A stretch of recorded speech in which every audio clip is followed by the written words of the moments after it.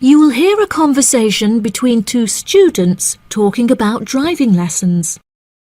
First, you have some time to look at questions 1 to 5.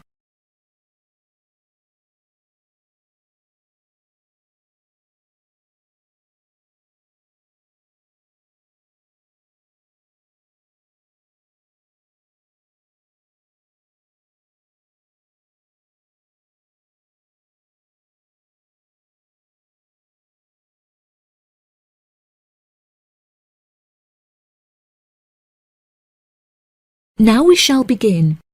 You should answer the questions as you listen, because you will not hear the recording a second time.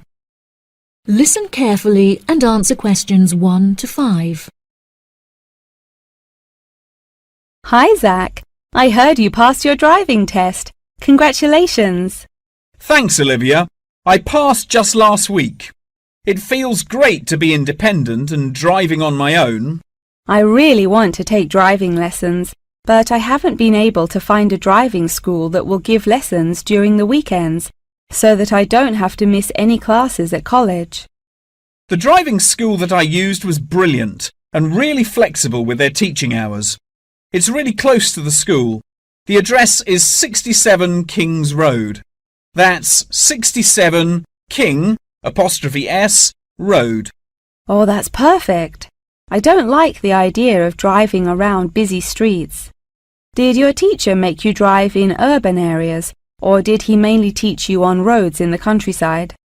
My teacher said that I had to learn on both in order to become a good and experienced driver. We would start in the city centre and then drive north above the city. He sounds like a good teacher. Would you mind giving me his contact details so I can ask him for lessons? Of course. My mother's friend Daniel Smith referred me to him. His name is Alan Sutcliffe. Could you spell the surname, please? Sutcliffe.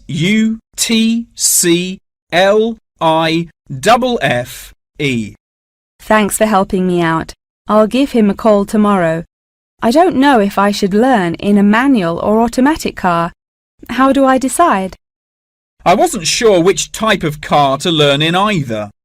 In the end, I chose to learn in a manual car, because once you've learnt how to drive manually, you can drive automatic as well. Most cars on the road are automatic nowadays. OK, I think I'll learn with a manual car too then. Hopefully the teacher will be able to give me lessons in the evenings after school. It would be much better if you take the lessons during the day. It will be far easier for you to learn when there is enough daylight to clearly see everything going on around you. But you need to be an experienced driver to drive safely at night. How frustrating. I was hoping I wouldn't have to take lessons during the weekends. You're right though, safety comes first. Before you hear the rest of the conversation, you have some time to look at questions 6 to 10.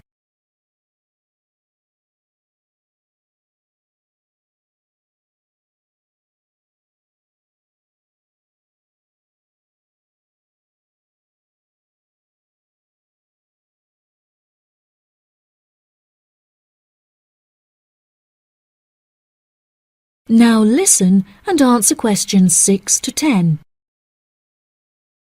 Speaking of safety, you should wait until summer to start learning.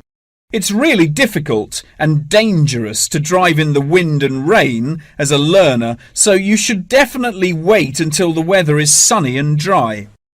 OK, that's perfect actually. It will give me some time to save up some money to pay for the lessons. Tell me about it. I had to work for months before I had enough money saved up. It was worth all the work when I finally got my driving licence, though. The whole process is so expensive. How much did it cost you in the end? Well, each half-hour lesson cost $30, and then the final test cost $50. In total, it cost me about $300. Gosh, it's pretty expensive. How did you find the test? Was it really difficult? No, it wasn't too bad, and the man was really calm and friendly. I knew that I would have to perform 2 parking manoeuvres during the test, so I practiced them a lot beforehand, and that really helped. The test used to last 40 minutes, but it changed a bit. For the first 20 minutes of the test, he gave me directions, and I had to just drive around, and then the last 10 minutes was for demonstrating the manoeuvres. So the test is 30 minutes in total. Okay, great. I'll remember that. Do you have any more advice? It's really good to practice driving a lot outside of driving lessons as well. Whenever my parents were running errands on the weekends, I would offer to drive them. My driving teacher also told me to buy a notebook to write down everything that I've learnt in it, like a diary. Haha, that sounds boring, but I'll do it if it helps. I found it really useful. Before my test, I read through everything I had written down, and it reminded me of a lot of things that I had forgotten about. It's really helpful for the theory test as well, because there's so much information to remember for it. That's great, Zach. Thanks for your help. No problem. See you at school. Bye. That is the end of section 1. You now have half a minute to check your answers.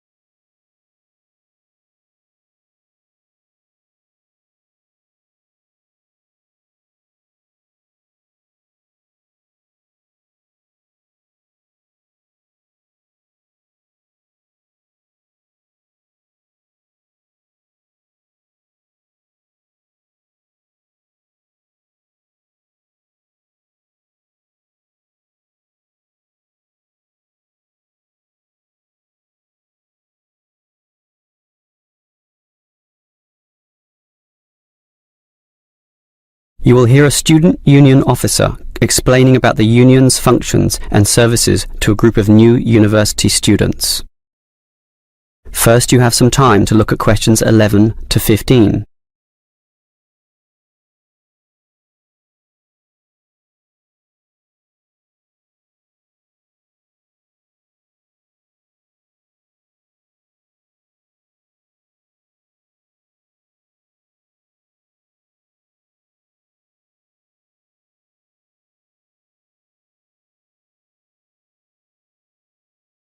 Now listen carefully and answer questions 11 to 15. Hello everyone. Now here you all are, new university students. And the first question you probably have is, what is a student union? Another question is, do I have to join? Well, regarding this second question, let me say that membership used to be compulsory in the past, but that did cause some controversy, particularly from students who wanted to remain free and unaffiliated, and this university responded.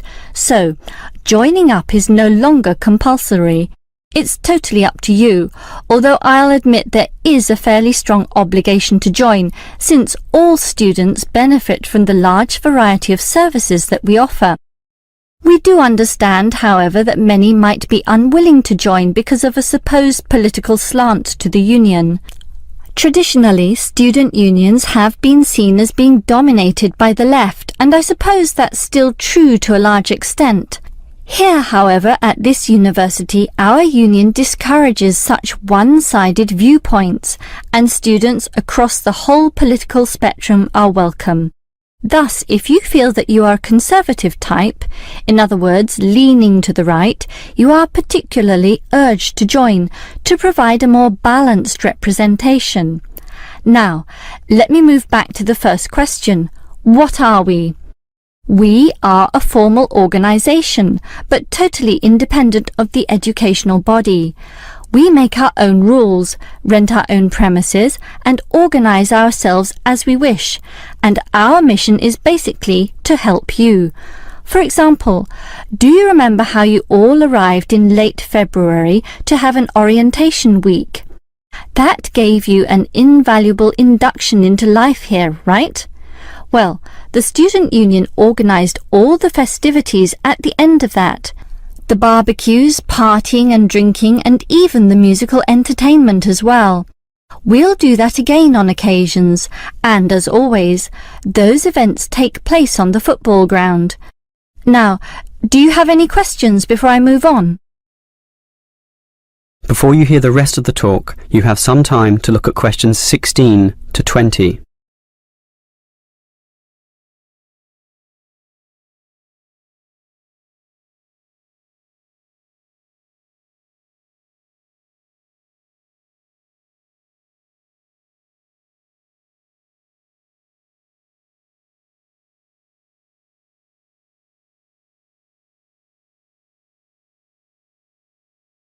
Now listen and answer questions 16 to 20.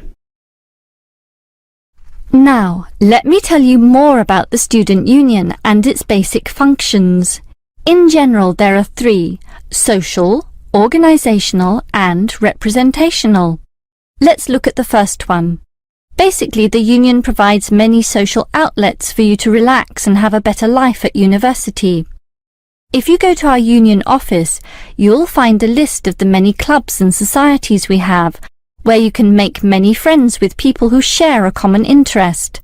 So, after class, sit with them in the cafeteria and discuss whatever takes your fancy. We also maintain sporting facilities and even our own gym, allowing you to relieve some of that pressure and worry after a particularly hard session in the classroom. And we have some small shops and other places where you can buy clothes and sporting gear, in other words, some retail outlets. And if you flash your student union card, you'll get up to 20% discount at the bookshop. But unfortunately, there are no discounts at the union cafeteria. Sorry, no cheap cappuccinos. Finally, there's a student union newspaper and you're welcome to contribute or put in advertisements if you're buying and selling goods or textbooks. You can also place notices of a more personal nature on the notice board of the union office itself. Alright, let's move on to our more serious functions, which are helping you get through life here, as well as representing you in times of trouble. Regarding the second issue, if you have a problem or a grievance, or if you feel under pressure or depressed for reasons both inside and outside the university, for example, perhaps a dispute with your landlord or the people in your local gym, then come to us. We have a range of counsellors and helpers, and even some lawyers, who you can meet in the conference room. So, just sip a cup of tea or coffee with them and tell them your troubles, and they'll be all ears. Basically, there's every reason to join the student union, since whatever you need, whether it be social or representational, we will help you. That is the end of section 2. You now have half a minute to check your answers.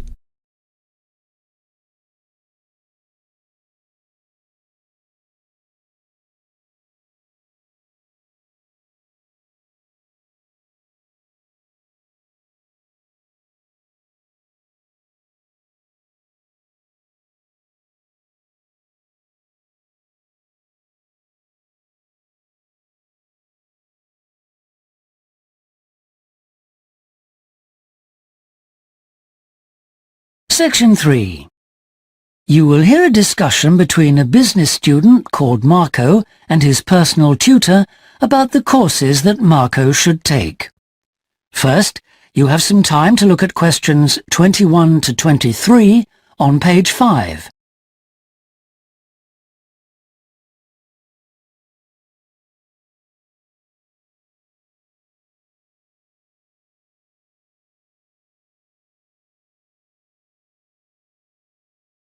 Now listen carefully and answer questions 21 to 23.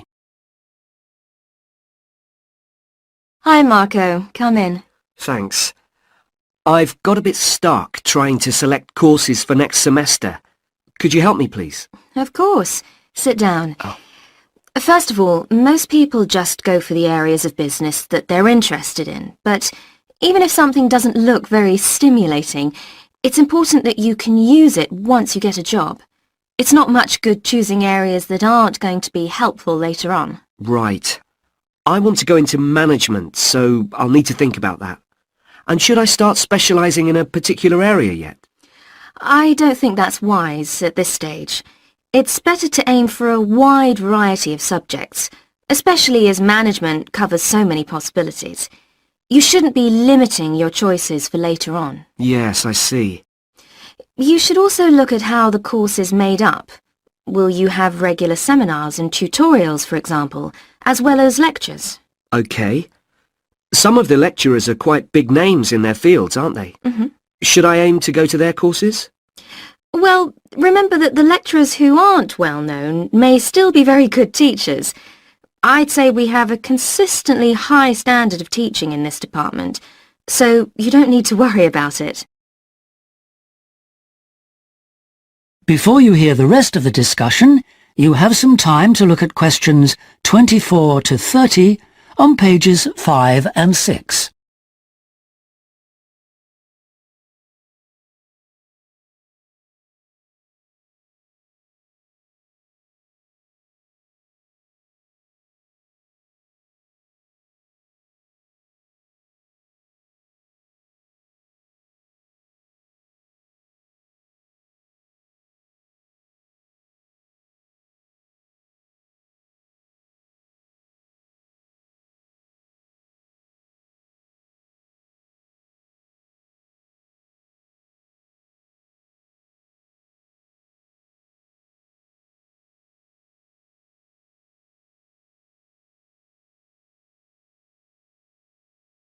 Now listen and answer questions 24 to 30.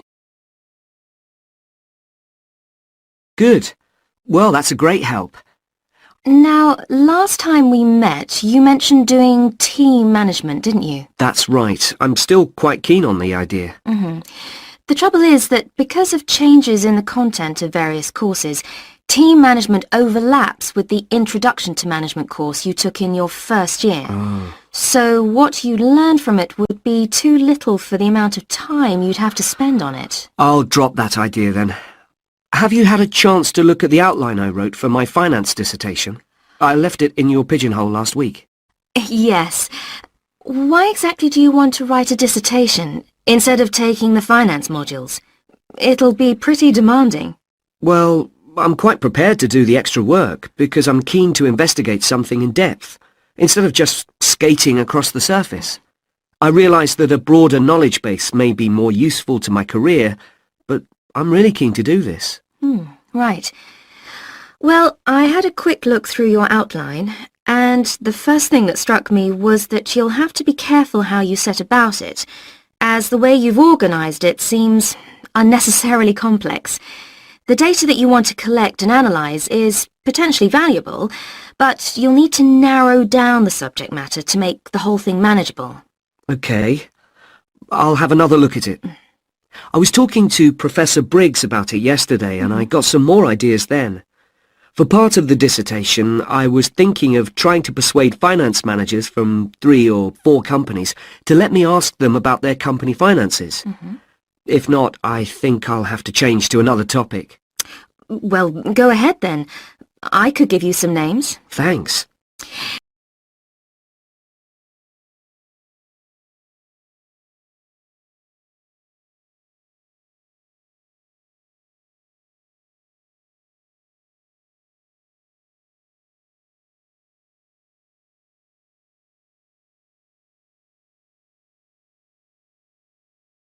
Now, let's talk about practicalities. Your dissertation must be finalised by the end of May, so you should aim to finish the first draft by the end of March. Is that feasible? Yes, it shouldn't be a problem. I'll need to register for the dissertation, won't I? Is that with the Registrar's Department? No, it's internal to this department, so you just need to let the secretary know. Do that as soon as you're sure you're going to write the dissertation. OK. Then, to analyse your statistics, you're going to need some suitable software. If I were you, I'd drop into the computer office and ask them for a copy. Right. So if I revise my outline, can I... That is the end of section 3. You now have half a minute to check your answers.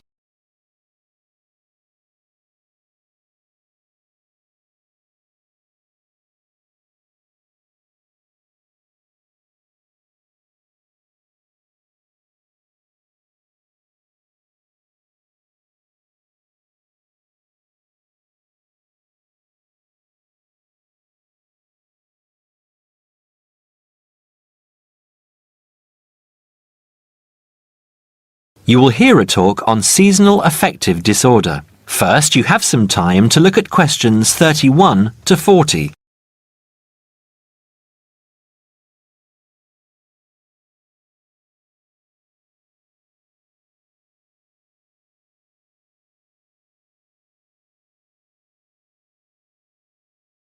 Now listen carefully and answer questions 31 to 40. In the past few years, a new condition has been identified and given a name, SAD, short for Seasonal Affective Disorder. This is now recognized as a distinct kind of clinical depression, where people become depressed at the onset of winter, accompanied by a craving for sweet things, causing weight gain. Each spring and summer would then bring on almost maniacal highs and feelings of boundless energy and happiness. Experiments to combat this depression showed that increased exposure to bright light in humans could suppress their production of a darkness-related hormone called melatonin. The light needed to induce this change was about 2,000 lux, or about 4 times brighter than ordinary household lighting. It was then calculated that if bright light could suppress melatonin secretion, then it might have other effects on the brain, including the reversal of symptoms of depression. While melatonin's precise role in SAD has not been pinned down, the theory led to effective treatment. Not surprisingly, SAD affects more people where winter nights are longer and days shorter. In the UK, an estimated 500,000 adults develop full-blown SAD in winter, and twice this number suffer the milder condition called subsyndromal SAD. About 80% of sufferers improve when given light therapy, and improvement usually comes within 2 to 4 days. Scientists are still unsure why winter depression happens, but more than a decade of research has turned up some surprising findings. Nearly 80% of SAD victims are women. Researchers are uncertain why this is so. SAD can affect people at any age, but typically it begins around the age of 20 and becomes less common between 40 and 50. SAD is comparatively rare in children and adolescents, but so far researchers have been unable to come up with a logical reason for this.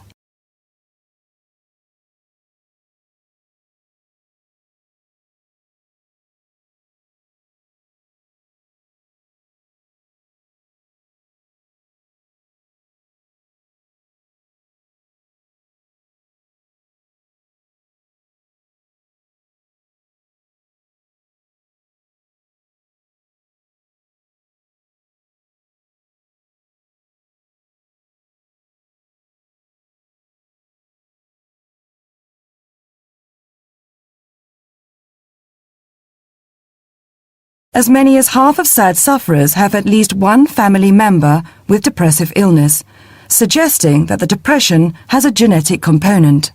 Some patients experience shifts in their body clocks when they're depressed in winter. They are morning people at one time of the year and become evening people at another. What is the underlying difference between SAD sufferers and others? A clue can be found in carbohydrate craving, a common symptom. People often become obsessed with chocolate, for example. Carbohydrates alter brain chemistry by increasing the level of a soothing chemical called serotonin, a neurotransmitter that carries signals between brain cells. SAD sufferers crave carbohydrates because they may need serotonin to lift their mood. This craving can be intense, in fact, an addiction. It may be that the serotonin system of the brain has problems regulating itself during the winter. Some SAD sufferers respond well to the drug Prozac, thought to influence the brain's serotonin-using system. Other brain chemicals and hormones probably play a role in winter depression. Another neurotransmitter, dopamine, for example, may be inadequate in certain cases. Researchers hope to uncover clues to SAD's secret by probing similarities between SAD and hibernation. Though no valid link between the two has been established, some SAD patients say they feel like hibernating animals. SAD sufferers tend to put on fat in autumn and early winter, roughly the time when such hibernators as bears and squirrels do. That is the end of section 4. You now have half a minute to check your answers.